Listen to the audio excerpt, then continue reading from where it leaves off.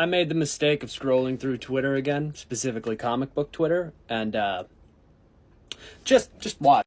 You became a symbol that represents all of us. Yes, sir. We don't play favorites, we don't sell deodorant on television, and we don't get involved in politics. Yeah.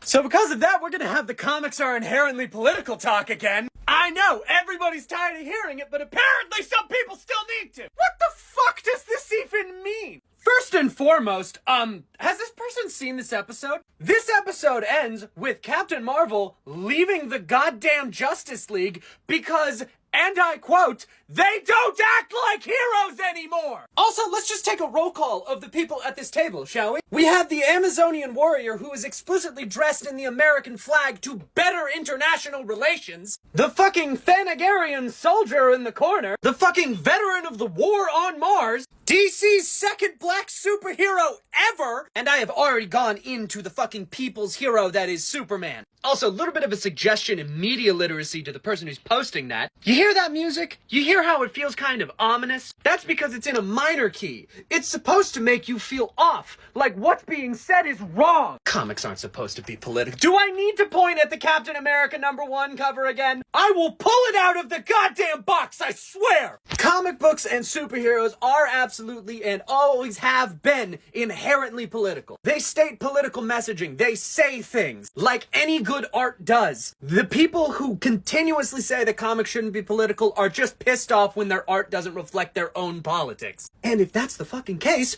don't buy the goddamn book! If I fucking hate the messaging, and I hate the messaging behind it, why the hell would I go out and buy something like Frank Miller's Holy Terror if it's just gonna piss me off? Oh, nothing inherently political about this. It's just somebody draped in the American flag beating the shit out of a Nazi. Oh, what's this? Oh, that's nothing. That's just a character inherently stooped in the fact that capitalism is destroying the planet and how the planet's going to rebel against that, fighting an uber-capitalist who thinks he did nothing wrong up until the moment that he's proven wrong when his weapons are used against him. Nothing inherently political about that. Oh, what are these? Oh, these are just the helmets of a formerly disenfranchised youth that was adopted by a vigilante that wages a one-man extra-legal war on crime because his city is too corrupt by the greedy politicians underfunding all of the social programs. Nothing fucking political about that! Superheroes are political. Comic books are political. Art is political. And the wonderful thing about comics is even if a character that you like is spouting political messaging that you don't agree with, there is a 900% chance that you can find a version that agrees with you. You want your shitty, bad-mouthing America First Captain America that nobody fucking asked for? Go read the Ultimates, it's full of that shit! But stop acting like creators are mischaracterizing the characters when they make them political. Because newsflash, they didn't make them political. They've always been political. You just weren't fucking listening. I don't like the idea that Gotham is cursed. For those of you who don't know, it was revealed a little while ago in the comics that the reason that Gotham City is so shitty all the fucking time is that it is literally cursed. And not even just in one way, like there's multiple curses on Gotham. The Bat Demon Barbados was under the city for a little while, there was a wizard who was buried there for a little while, there are some things suggesting that maybe there's like psychoactive agents in the water supply. At one point there was an active portal to hell inside of Arkham Asylum. All of these are kind of used to explain away why Gotham City sucks. Like, why is Gotham so bad in comparison to every other city? Well, the obvious answer is because it's cursed. But I'm gonna be honest, I don't like that. I feel like that's too much of a get-out-of-jail-free card. Does the explanation of Gotham City being cursed therefore make it impossible for Gotham City to get better and therefore make Batman a continuous series that will never have a resolution? Yeah, sure. But by that logic, Metropolis can never get better. Lex Luthor is never gonna go to jail forever. That's just comics. You don't need a MacGuffin that says that this city will forever be bad. The city can just suck. And honestly, I personally, and this is just my opinion, prefer if the city is shitty for more material reasons. I know that people's usual answer to Batman is like, why is Bruce Wayne doing the Batman stuff when he could be putting his money towards charitable donations? I like the idea that he is and that he's trying, but that's not enough. One rich guy being altruistic isn't gonna solve this city's problems. Obviously, Gotham City has a fuck ton of money. There's a bunch of goddamn rich people who live there. one of them being more for the people than the rest of them isn't going to make the city magically better. The city doesn't need to be cursed for that. You just need, like, 2 not good rich people for that to not work. And correct me if I'm wrong, but lacking in rich people does not seem to be a problem that Gotham has. Gotham City can suck for the same reason that a lot of real-world cities suck for decades. Imagine if every single bad thing that happened to every single rundown city happened to the same city. That's Gotham, and that can be why it sucks. It is absolutely 100% crime-ridden because the corruption goes down to the roots. One rich dude who owns one big company isn't gonna change that. And in fact, Wayne Enterprises isn't just Bruce Wayne. Decisions can be made without his approval. It is still a for-profit company. It doesn't have to be 100% good. Wayne Enterprises can be part of the problem. I think that it creates much more interesting Batman stories if the problem with Gotham is that it is a never-ending battle because the system itself is fucked. There is no way to fix Gotham without fundamentally changing how every single aspect of Gotham's infrastructure works. I think that's much more interesting than, shit's just gonna be fucked because there's a demon under the city. That makes the problem too easy to solve. Get rid of the demon. Have one big story where they fight the demon and almost lose, and then they get rid of the demon. No more curse. Gotham can get better now. No, that's not how this works, and that's definitely not how a Batman story should work. Gotham is fucked because the people who are in charge, the people with power, the people with money, are fucked. And for all the good that Bruce Wayne tries to do, there are more rich people who don't give a fuck than there are rich people who do. And that will always mean that there needs to be a Batman in Gotham, because the system is fucked, because the people who run it are fucked, and that's so much more interesting. At least that's this comic nerd's opinion. I am infamous for not being big on magic to begin with, so let me know your opinion. Do you think that Gotham City being cursed is an interesting, good part of the story of Gotham, or would you rather prefer that the shittiness of Gotham is more material? Let me know in the, You see, I was gonna film this video in the office, but I currently have a dog sleeping on me, so, legally I'm not allowed to move. I want to take a minute to talk about the best interpretation of Batman I've ever seen. Or at least the interpretation that understands the character of Batman much more... Yeah?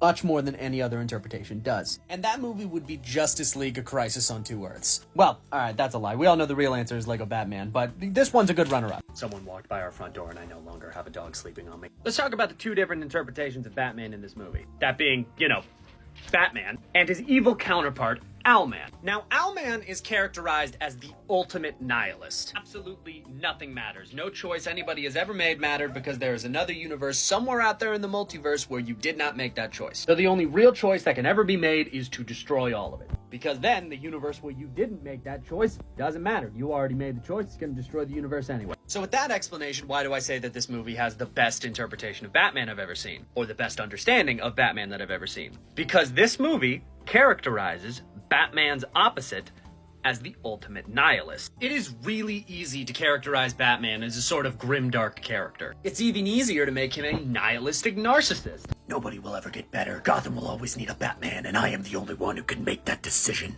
I would argue that some modern comics characterize him that way, and I don't like that. Because at his core, and what this movie understands, is that Batman is the ultimate optimist. Batman believes in people so much that it is a genuine flaw. He believes that absolutely anybody can and will change given enough time. And this movie characterizing his exact opposite as the ultimate nihilist shows that. Think about it, there's a reason that Batman sends all of his criminals to an asylum and not a prison. It's because Batman wants to give them help. He wants them to change. It's why he's given jobs to Harleen Quinzel. It's why he constantly tries to help out Victor Fries. It's why whenever he's reformed, he works with the Riddler. Batman believes in the capacity for human change and that choices matter. Every single one of the Robins he took on because he didn't want them to turn out worse for wear. He didn't want Dick Grayson to turn out like himself. He didn't want Jason Todd to become some goon. He didn't want Damian Wayne to become another assassin. Batman believes people can change. He believes in the good of people. And very few interpretations outside of A Crisis on Two Earths have actually shown that. Some of them even directly contradicting that. But that is why I think this movie gets props, because outside of the singular decision that I think doesn't make any sense in this movie, that being Batman's willing murder of Johnny Quick, which, yeah, knowingly making someone do something that will kill them, That's still murder. He did kill Johnny Quick. And that is completely out of character, especially for this movie, and I don't understand why the writers chose to do that. I personally think that outside of that one admittedly horrible writing decision, this movie understands Batman's character a lot better than most interpretations. So to a certain extent, I would agree with this commenter. Lego Batman is not an accurate characterization of Batman. However, she's not accurate in the sense that it is not faithful. Batman would never say or do the things that he does in Lego Batman. That is very true. However, I would argue that Lego Batman is one of the most accurate depictions of Batman's mentality through the eyes of parody. Everything in Lego Batman is turned up to 11, even farther than that. Lego Batman understands Batman in the same way that Men in Tights understands Robin Hood, or the way that Spaceballs understands Star Wars. It shows its basic, most fundamental core and makes comedy out of it. And absolutely, yes, of course, there are absolute liberties taken with it. It's a spin-off of the Lego movie. It's not going to be 100% Batman lore. But like, let's analyze this. More than almost any modern Batman movie, Lego Batman understands the fact that Batman needs a Robin to even him out, because otherwise, he is a deeply lonely and arrogant, self-entitled asshole who puts on a show of bravado to make himself seem bigger, ultimately alienating himself from all of the people in his life that actually try and help him because he thinks that he is more competent than all of them combined. All of that stemming from a deeply traumatic background in which he was left alone to fend for himself. Sole exception to that being his family's butler, who basically had to do whatever he said and had to be a father figure to him when his was ripped away from him. Not to even mention the fact that the entire story hinges on the relationship between Batman and the Joker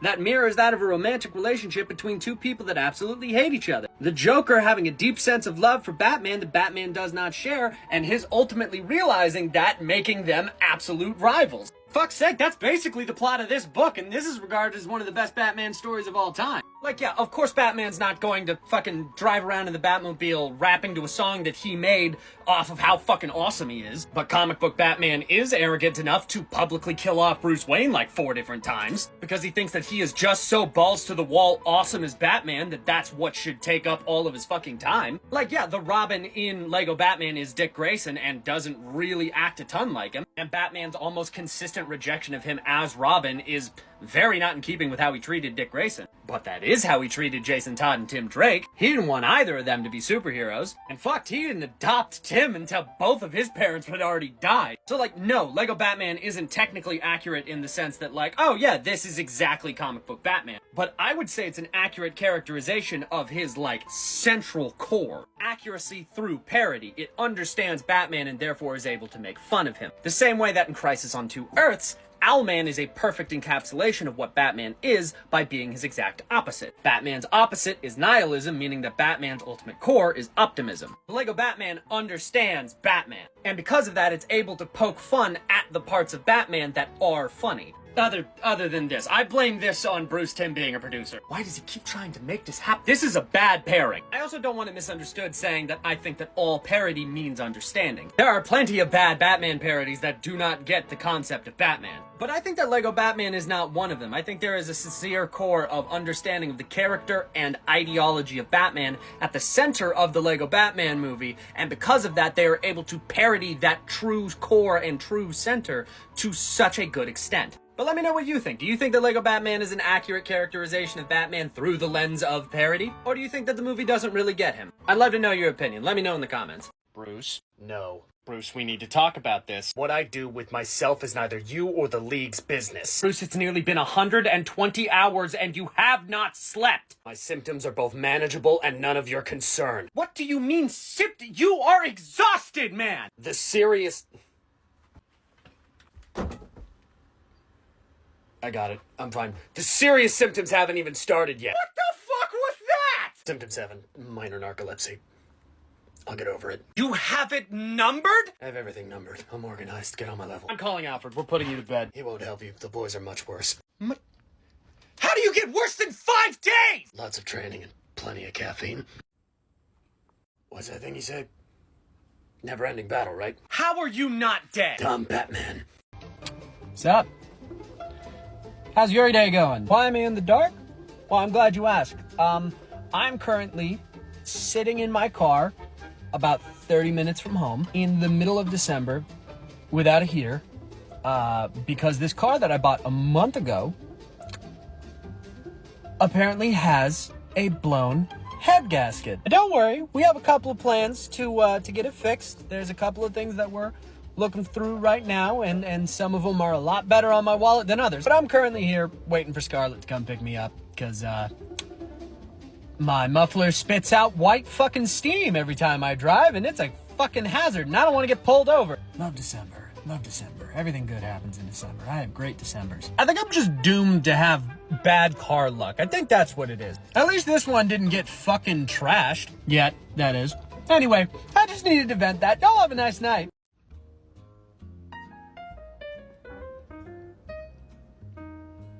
Alfred, yes, I understand that it's easier to keep around the house, but no, you cannot have a physical notebook with all of the passwords to the Bat computer. Bruce, I love you, and you know this, so trust me when I say that if I receive another 720 pixel goddamn photo from that busted ass flip phone that you've been using since you started being Batman, I am going to tell Jason that you were joking about the whole not killing Joker thing and set him on a fucking rampage! Do you even have any firewalls to protect all of this? No, the shotgun does not count. All right, Dick, I got you on speakerphone. I'm at the computer now. What is your password? It's Flying Grayson's 38. All right, thank you. And what's the password for the mainframe? Oh, it's super easy. I use that password for everything. It's Flying Grayson's 38. Now, I know you did not just say. Yeah, Jason, it's called a password. It's what gets you into your phone. Oh, I don't remember that. What do you mean you don't remember your password? Your password for your Facebook account. Flying Grayson's 38. And your YouTube account? Flying Grayson's 38. And your Twitch account. What are you not understanding? It was those 4 numbers that you input when you first started up the phone. Wait, you were supposed to remember that? Yes, you were supposed to remember that. Please tell me you at least have 2-factor authentication. What do you mean? What do you mean? What do I mean? Yes, Jason, I know that phones in your day had buttons, but they don't anymore, and they have passwords. I get that, but why would a phone... It's so that people don't steal your data. Well, whatever the hell that is, my phone doesn't have it on it. I know you know what data is! So I'm assuming that's bad, then? Oh, do you mean accepting every single call that you receive and opening every single link in your email because you're just so certain that the Oracle firewalls are going to keep all possible malware off of every device you own? Yeah, that.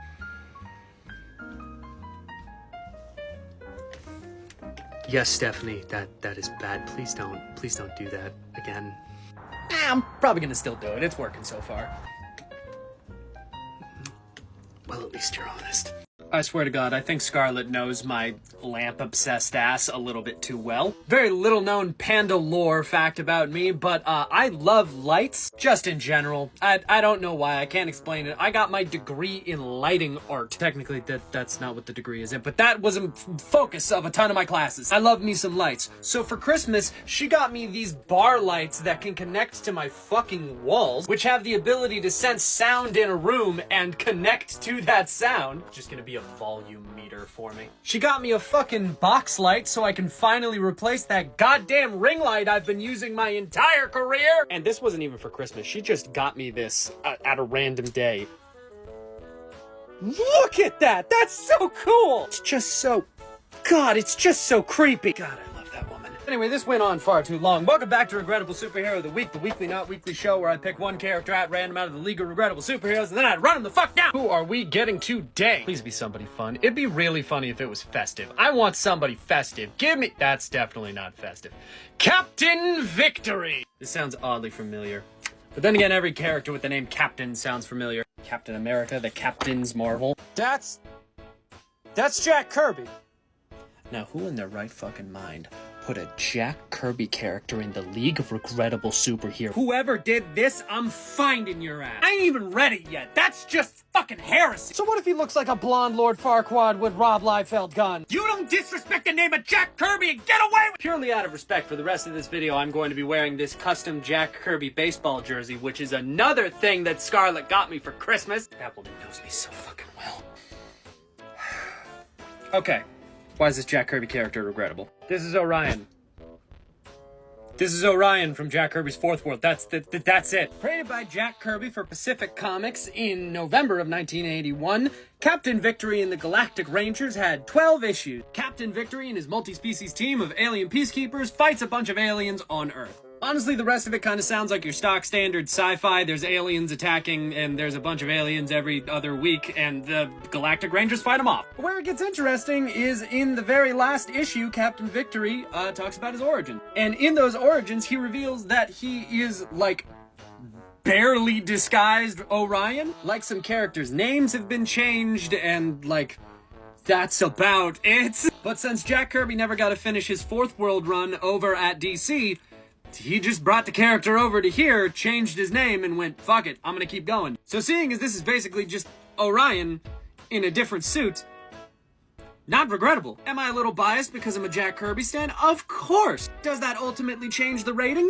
Not at all! Panda seal of approval. 3 seasons in a movie. I swear to God, if you put Jack Kirby's name in this fucking book again, I'm gonna lose my shit! And that is going to be it for this month. I just want to take a moment to thank all of my lovely, lovely patrons over on Patreon. Amanda Barnstead, Andra Lanowitz, Anthea Yu, Bilbro, Brandon Bilbrey, Carol Cowett, Christopher Bosgard, Danny Walker, Definitely Not 5 Gene Stealers in a Trench Coat, Devin Iculus, Dee Dee, Dominic Vaculo, Dragon Fang, Eddie XIII, Elizabeth Rush, Gamer Zoom, Gamer X, Gamma Pool, Have a Heart Tin Man, Jacob Safel, Jake Williamson, Jeffrey Aviles, Jeremy Strickland, Kat Q, Katie Did It, Kathy Coker, Kyle Rayner, Magu, Max Baker, Midnight, Ace Evergreen, Nixie Shimo, Noah, Pinchy Mugray, Righteous Duke, Ricky Tiki Davi, Schmop Clap, Shadow Spike, Simply Smithy Jr., Slytherin Deception, Sorano,